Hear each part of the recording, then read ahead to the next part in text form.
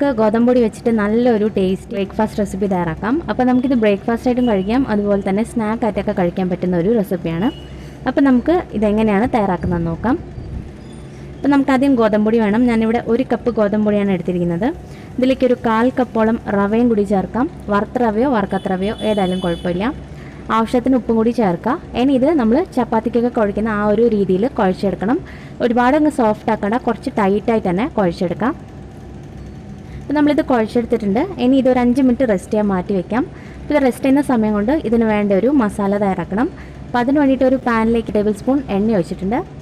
എണ്ണ ചൂടായതിന് ശേഷം ഇതിലേക്ക് ഒരു വലിയ സവാള കട്ട് ചെയ്തതും കൂടെ തന്നെ കുറച്ച് കരിവേപ്പിലയും കൂടി ചേർക്കാം. സവാള ഒന്ന് വഴറ്റിയെടുക്കാം. ഇനി ഇതിലേക്ക് ഒരു 1/2 ടീസ്പൂൺ ഇഞ്ചി വെളുത്തുള്ളിയുടെ പേസ്റ്റും കൂടി ചേർത്തൊന്ന് വഴറ്റാം.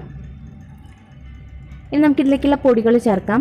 1/2 ടീസ്പൂൺ മഞ്ഞൾപ്പൊടി, 1/2 ടീസ്പൂൺ മുളക് പൊടി, അതുപോലെ തന്നെ 1/2 ടീസ്പൂൺ ഗരം മസാലപ്പൊടിയും കൂടി ചേർക്കാം.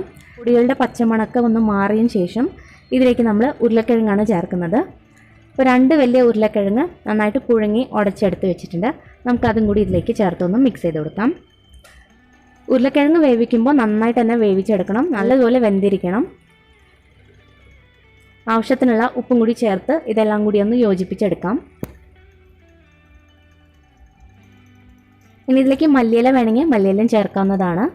അപ്പോൾ നമ്മുടെ മസാലയും ഇവിടെ റെഡിയാണ്. ഇതിനി ഒരു 5 മിനിറ്റ് നമുക്കൊന്ന് മാറ്റി വയ്ക്കാം, ഒന്ന് തണുക്കണം. തണുത്തതിന് ശേഷം നമുക്കിത് ഉണ്ടാക്കാം. നമ്മുടെ മാവ് റെസ്റ്റ് ചെയ്യാൻ തുടങ്ങിയിട്ട് ഒരു 5-10 മിനിറ്റായി.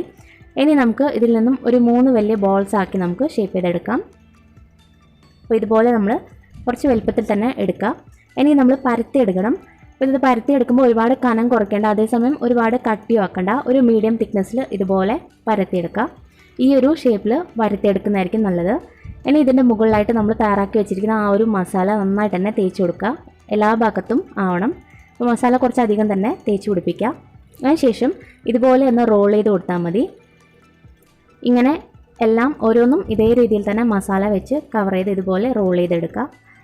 അപ്പോൾ നമ്മൾ 3 എണ്ണമാണ് ഉണ്ടാക്കിയിരിക്കുന്നത്. അപ്പോൾ 3ലും ഇതേപോലെ തന്നെ മസാല വെച്ച് നമ്മൾ റോൾ ചെയ്തെടുത്താൽ മതി. ഇനി നമുക്കൊരു സ്റ്റീമറിൽ വെച്ച് സ്റ്റീം ചെയ്തെടുക്കാം. അപ്പോൾ നമുക്ക് ഒരു 15 മിനിറ്റ് ഹൈ ഫ്ലെയിമിൽ ഇട്ടിതൊന്ന് സ്റ്റീം ചെയ്തെടുത്താൽ മതി. നമ്മുടെ ഈ ഗോതമ്പൊടി മാത്രമേ വേവാനുള്ളൂ, മസാലയൊക്കെ വെന്തതാണ്.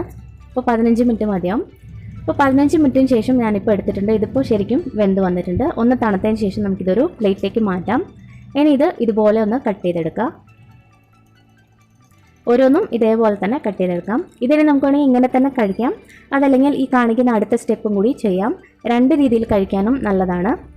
അപ്പോൾ അതിനായിട്ട് ഞാനൊരു പാനിലേക്ക് 1 ടേബിൾ സ്പൂൺ എണ്ണ ഒഴിച്ചിട്ടുണ്ട്. ഇതിലേക്ക് കുറച്ച് കടുകും അതുപോലെ തന്നെ 2 വറ്റൽമുളക് കൂടി നമുക്ക് പൊട്ടിച്ച് ചേർക്കാം. ഇനി ഇതിലേക്ക് നമ്മൾ വേവിച്ച് വെച്ചിരിക്കുന്ന ഓരോന്നും ഓരോ പീസസും ഇതുപോലെ വെച്ച് കൊടുക്കുക. പിന്നെ നമ്മൾ റോസ്റ്റ് ചെയ്തെടുക്കുകയാണ് ചെയ്യുന്നത്. ഒരു സൈഡ് നന്നായിട്ടൊന്ന് റോസ്റ്റ് ചെയ്തതിന് ശേഷം നമുക്ക് തിരിച്ചിട്ട് കൊടുക്കാം. 2 സൈഡും നന്നായിട്ടൊന്ന് റോസ്റ്റ് ചെയ്തെടുക്കാം. അപ്പോൾ ഇത് ശരിക്കും ഓപ്ഷണലാണ്, നിങ്ങൾക്ക് വേണമെങ്കിൽ മാത്രം ചെയ്താൽ മതി. 2 രീതിയിൽ കഴിക്കാനും നല്ല ടേസ്റ്റിയാണ്.